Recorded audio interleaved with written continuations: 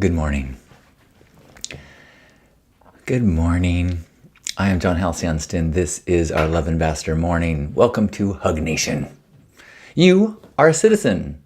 You are deputized Love Ambassador. Don't worry, you are fully qualified. You don't have to change anything about yourself. You are fully qualified to add good to the world, to add light to the world. Doesn't mean that you don't stumble, fall, and don't know what the heck you're doing most of the time. Occasionally, when you do feel balanced, you can be kind to yourself and be kind to others. Ta-da! You are a Love Ambassador. Thank you for your service. Good morning, Gerbot. Happy Wednesday, and hello to everyone. On this beautiful morning, I'm gonna sing a song. And if you keep your ears open, it won't take long before you find some stuff inside that you are grateful for. You might have just one thing to share, maybe 3 or 4. It's Love Morning, yeah. A Love Ambassador meetup, it's Love Morning now. Come on, yeah, get up. It's a Love Morning, a part of Hug Nation. Love Morning. It's a celebration. Good morning. Good morning, Juan. Good morning, Sarah. Man, I really should make like a compilation of hundreds of those songs. And then we could play them when we have at prisons as a form of punishment, but maybe as a rehabilitation. No, why is this connecting to my earpods? Don't do that. Hopefully you can still hear me. Okay, good. Yes. Good. Hello, Marlena. Some of the people in this room know some news of mine that I am not sharing until Friday, so ixnay on the ooznay. Who's got something that they're grateful for? At some point, I want to share some of my thoughts about Bishop Budde.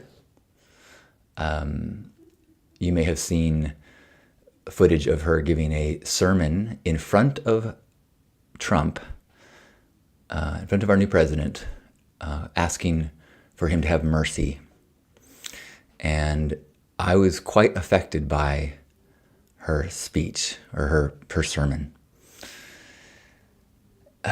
Even though I've been really avoiding political conversations and posting things politically because I just feel like it's impossible to post anything and not start a fight, I saw this and I was like, wow, what a powerful example of someone standing behind strongly with their conviction. And in some ways, it reminded me of Grandpa Caleb. Grandpa Caleb grew up in a church setting that was not tolerant of gays, and he was from Dust Bowl and had a little bit of racism in his family tree, but he just kept checking in and saying, this is not what Christ would say and do and believe and act. And so he kept trying to realign with what would Jesus do? What would Jesus do?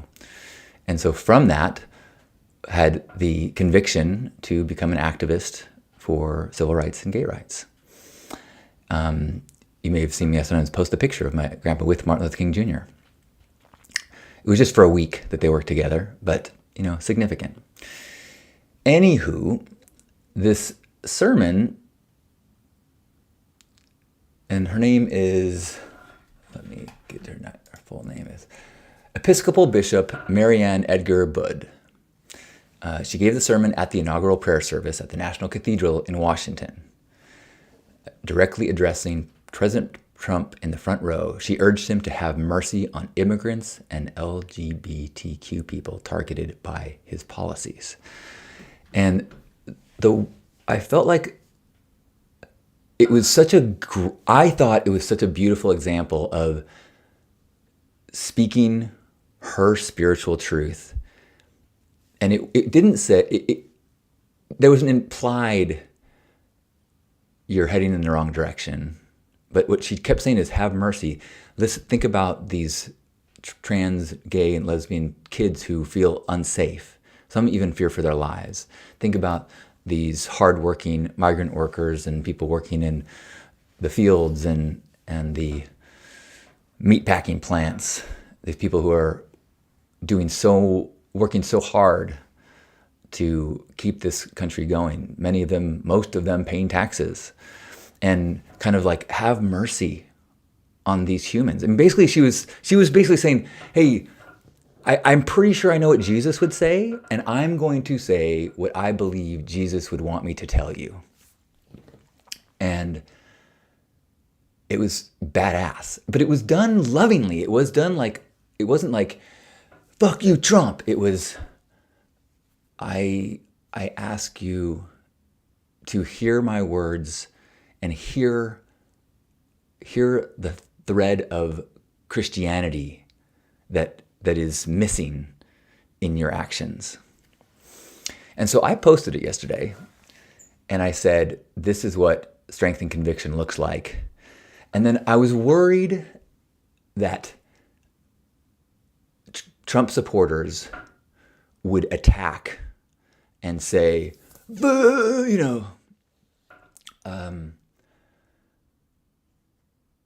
defend Trump, And so I added another sentence, and I said, even if you are a supporter of the new president,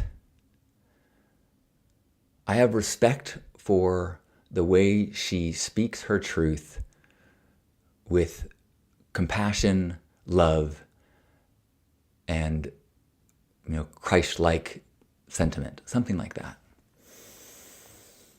Trying to say like, hey, even if you love the president, maybe give a listen and be open to her words. You can love the president and say, there is some contradictions between what our new Christian-backed president and what Christ might be saying.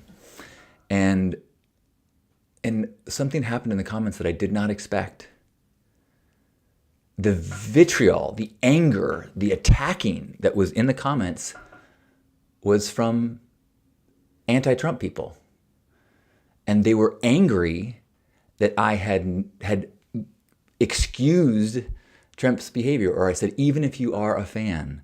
So they used that as an excuse to be like, Trump, attacking Trump supporters, attacking, and it was really disheartening for me. And I know this isn't a very love morning thing, but I need to kind of talk this through. Because I really felt like this was an activist woman who had a message that might be digested by Trump people, to be like, she has a point. But rather than someone allowing just a little bit of softness in the middle, a little softness that might allow the other side to get closer, attacked with so much anger that it forced the other side back into defensiveness and made the division worse. And I was like, oh man, that's really discouraging. I get that you don't like the way it is, but sometimes the way to heal a wound is not to keep stabbing at it.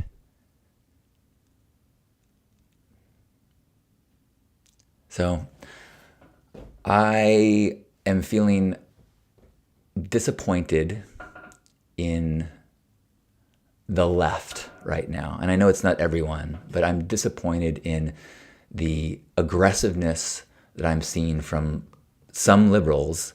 It's just as destructive as the aggressiveness that I'm seeing from some on the right. Now, is it equal? No. Do I think that their goals are equal? No. Do I think,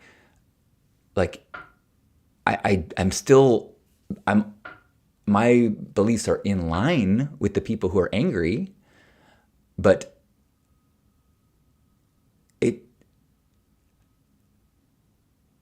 the tone of fighting, it just increases the strength of conviction to keep fighting from the other side. Anyway, okay. I am grateful. So I am so grateful for Bishop Marianne Edgar Budde to have the balls to speak truth to power. That's inspiring. I am so inspired at a time when so many media outlets are, not running political ads because they're afraid of what Trump might do, when not endorsing things, but people are like, kind of preparing for Trump backlash. This woman said, I have the national spotlight. I'm going to say what I believe Jesus would say to you in this moment. Fucking awesome. Gerbot is grateful for Tuesday night tacos with friends, now more than ever. Tacos now more than ever. That should be a bumper sticker. Sarah says, so grateful for the bishop's courage to stand up for us all. It was really, if you haven't seen her sermon, give a listen. Tell me if you agree with me, or if you think was she being too aggressive? Kiri says, I'm grateful my kitty is doing a little bit better this morning. I'm grateful I raised enough money to pay for the tests he needed to get today. Wonderful news. Brandy, grateful to make it today, and good to see you. Thank you for the beard compliment. It is, I'm trying to just let it grow before I trim it and shape it and see what I can do, because, it's a little wild here on the chops, but I'm trying to just see what'll happen. Marianne Williamson has some good government-related stuff to say. I love Marianne Williamson. I've seen her speak several times, and she's a badass. Peter, good morning. I'm grateful for you too. Gerbot says, amen. Great sermon. Agreed. Hello, Lily. Good morning.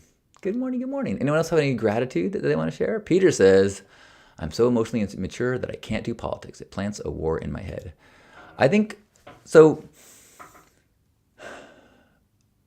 it's an interesting dilemma. So I think what I would urge is, don't stay up to date with politics. Like, you don't need to pay attention to the daily news, but you do need to know the currents happening in the country. You need to know when elections are happening, what is at stake, whose rights are in jeopardy, so that you can stand up for those people if you see them being persecuted. You can vote against people and policies that are anti-justice or anti-equality, discriminatory. But I agree that like playing the politics as entertainment and staying in a state of anger is not a problem-solving process. There's no that's not an activism thing to do. If you take that information and turn it into action, then it's worthwhile.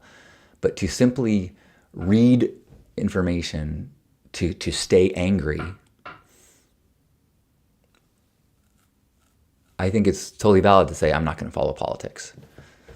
But I do think you need to be aware of how much ignorance is acceptable without betraying the needs of underrepresented people. Juan says, I'm grateful for the freedom to love our brothers and sisters regardless of what they believe. Amen.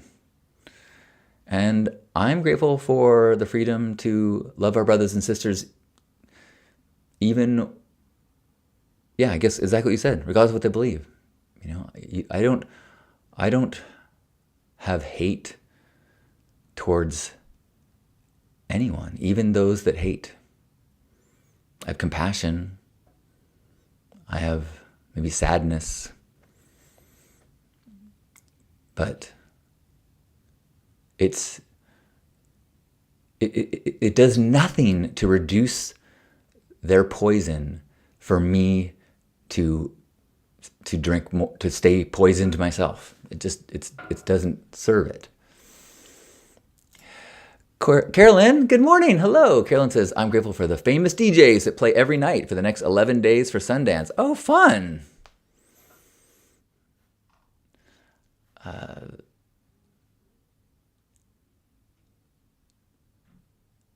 Anyone else want to share any gratitude? Peter's saying, I do stay informed with quality news. Is this it? I mean, it's like we choose what our truth is based on what news we choose, or what we choose to believe are quality news outlets. So, I mean, it's easy for me to say that someone that watches Fox News is being brainwashed. But the converse is true too, is that anytime I am receiving information that I did not firsthand witness, it is filtered through the bias of the reporter.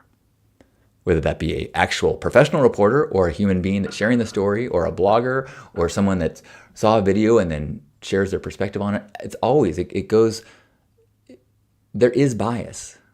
It's impossible not to have bias. So by choosing our where we get information, how we get information, we are choosing the brainwashing that we prefer. And I think that's helpful when it comes to dealing with people that you believe to be stupid or ignorant or cruel or whatever it is, because they are operating from a brainwashing that has an entirely different narrative. Kiri says, I'm grateful that my authentic self and my magic are my greatest gift to the world. I'm grateful that I can reduce suffering simply by being more me. One more time for the people in the back. I'm grateful that my authentic self and my magic are my greatest gift to the world. I'm grateful that I can reduce suffering simply by being more me. Yes. I think we talked about that a little bit yesterday, of how, the authentic self that I want to be more is more compassionate, more kind, more connecting, more grateful, more gifting. I believe that is my authentic expression. But anything that is your authentic expression is contributing to the harmony of the world.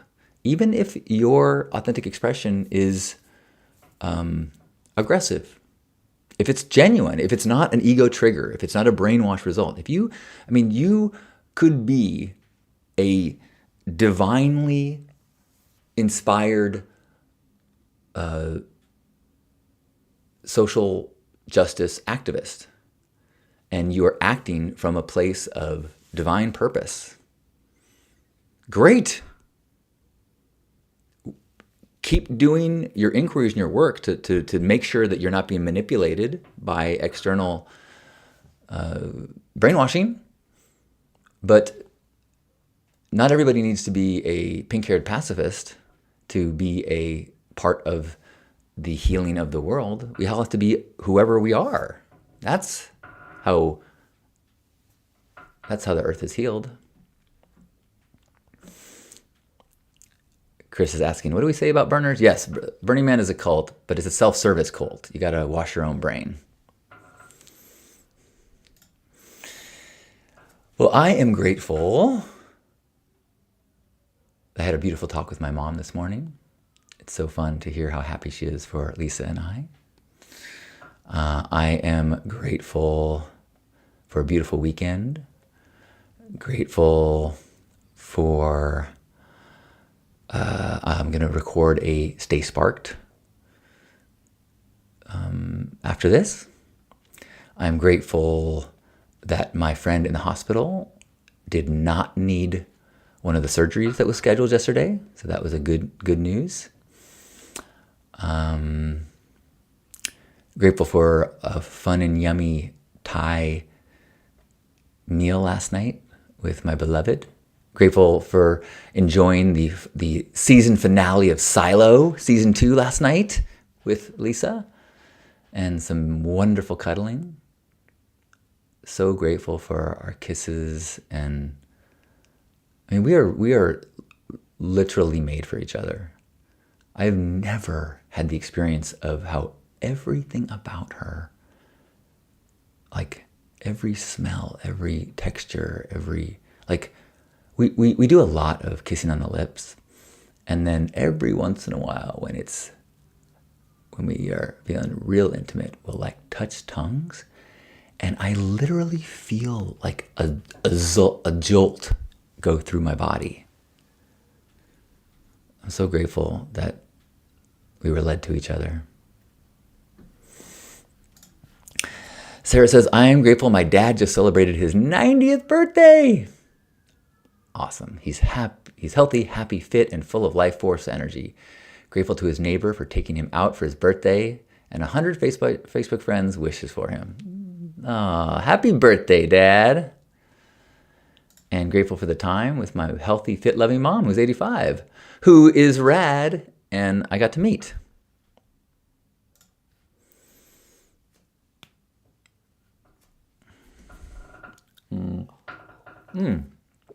I'm grateful that I am making progress on the men's group that I'm going to have a day workshop coming up. And I bought a domain and it's not working now. It was a minute ago. Maybe it's propagating. Anyway, in March, I'm going to be leading a day workshop with Ishmael, one of my mentors, and I'm really excited. I was nervous, and then we had a meeting, and it was I just felt so good after we talked. I'm like, we are very similar in our. I think we are both powerful men who are also very comfortable with sharing our weaknesses.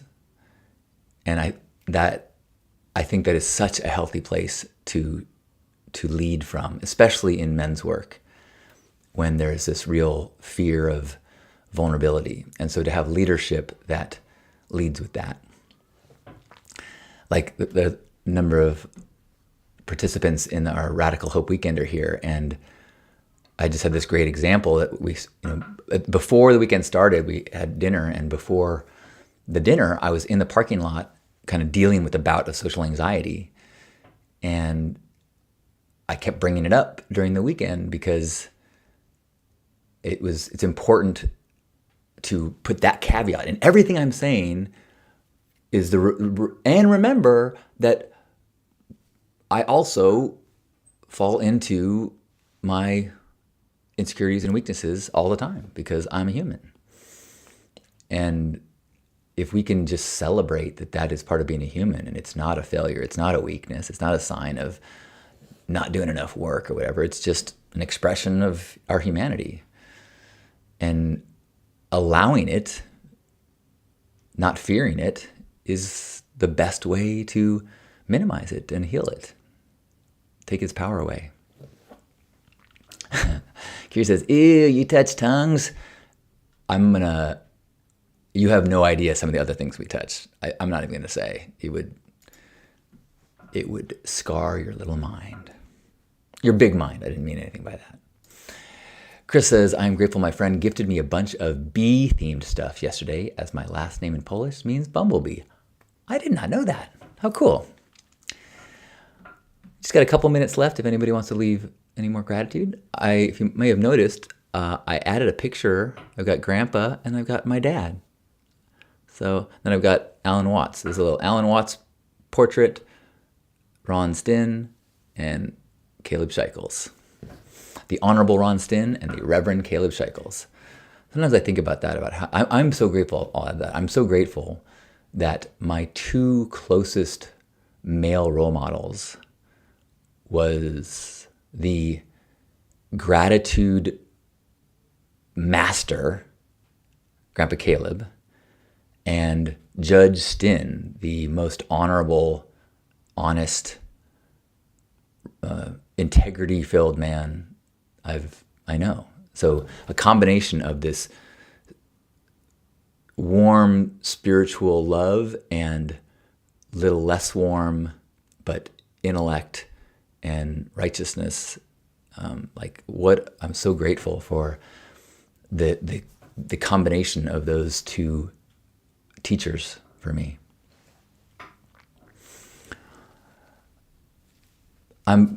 The pictures are actually only up now because the love sign that used to be back there was used at the pink party, and I haven't got it back yet. I'll get it back probably. I think I'm seeing Carpo Thursday. The pink party. There's another pink party May 17th. So if you want another chance to dress up in pink and have fun with a bunch of burners, San Diego, May 17th. I think that's right. Although now that I'm looking at it, maybe I don't want to add this love sign back up there. I don't know. And speaking of white backgrounds, yesterday I applied online for a passport renewal. I realized my passport expires this month, or actually not this month, this year. And you can't use a passport if it's going to expire within 6 months. So I'm glad I caught that. But on the online form, they now say submit your own photo. You used to have to go to like Kinko's and have them take your picture against a wall. And but the rules are it has to be against an off-white background, no lines or like not in a doorway, nothing. And you have to be like 3 feet away from the door of the wall. So to have a big enough white wall, like I was taking my tripod like all over the house and trying to make it work, but I think I nailed it. Of course, they also say you have to have no expression. I'm like, I want to be smiling, but you can't. You have to have no expression. So I tried to smile with my eyes while I was doing. I guess it didn't work. Okay. Well, I'm smiling with my eyes and my whole face because I'm grateful to be here with you and be reminded of like-minded, open-hearted people that are out there. It makes it so much easier to stand strong in our convictions, to have the courage to be ourselves and to know that that is activism. So wherever you are, give yourself a big squeeze. Imagine you're being helped by me and by Grandpa Caleb and everyone who's here, celebrating our bodies, celebrating everything that we did to get to this moment, all the people that have helped us to get here, celebrating all of our gratitude, one another's gratitude, knowing that even our stumbles, our embarrassments, our insecurities are part of the beautiful human package that we are so blessed to live within. So take a deep breath in and squeeze. On behalf of Grandpa Caleb and everybody here, thanks for being here today. Thanks for being a love ambassador in the world. Thanks for being a part of my community. I love you.